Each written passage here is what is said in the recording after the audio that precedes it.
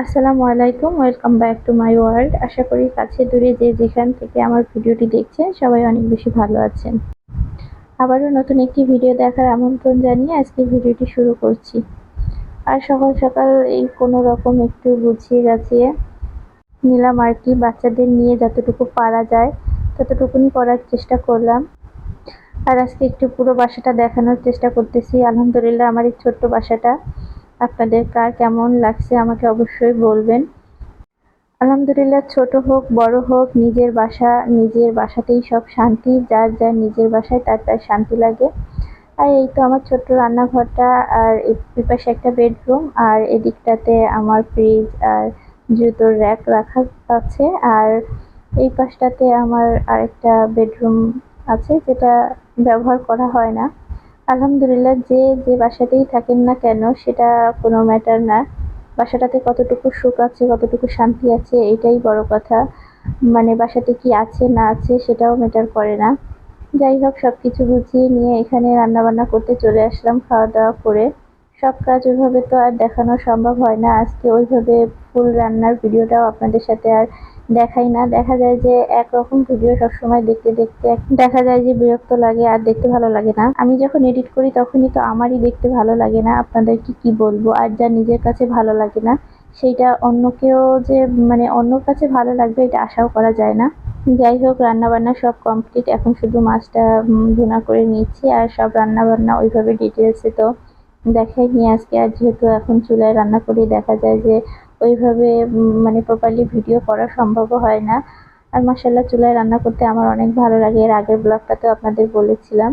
আর এই যে এই রান্নাঘরটাতে ৩টা চুলা আছে, যেরকম যেটা প্রয়োজন হয় ওইভাবে রান্না করা হয়। আর এই তো এখান থেকে দেখা যাচ্ছে। আর এই বাড়ির কাজটা হচ্ছে, এর জন্য ভয়েস দিতে গেলে দেখা যায় অনেক সময় টুংটাং শব্দ হয়। তারপরে রান্নাবান্না শেষে বিকালবেলা এই যে শ্বশুরবাড়ি চলে আসছিলাম। আর আমার যা পিঠাগুলো সুন্দর করে সাজাচ্ছে, আমার শ্বশুর পিঠা কিনে আনছিল। আর দেখা যায় যে এখন শীতের সময় বেশিরভাগ সময় দেখা যায় যে আমার শ্বশুর আব্বা এরকম অনেক রকম পিঠা কিনে নিয়ে আসে। আর আমরা সবাই মিলে খাই, আড্ডা দিই, কথা বলি।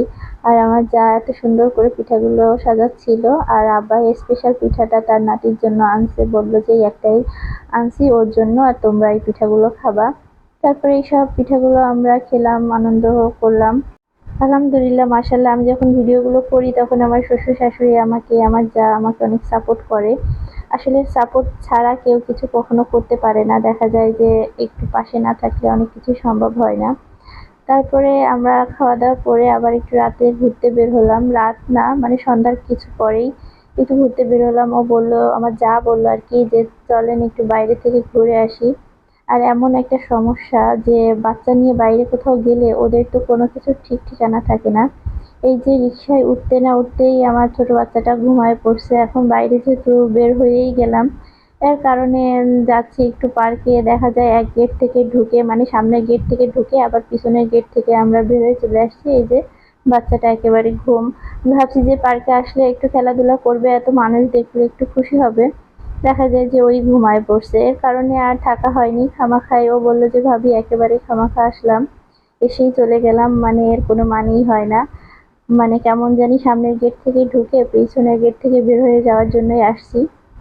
যাই হোক, তারপরে বড় ছেলেকে রেখে আসছিলাম। এর কারণে এই যে বাসায় আবার ফুচকা আসছে, এই যে সে আবার ফুচকা খাচ্ছে, ফুচকা নিচ্ছে এখান থেকে। ফুচকা খাবেই খাবে।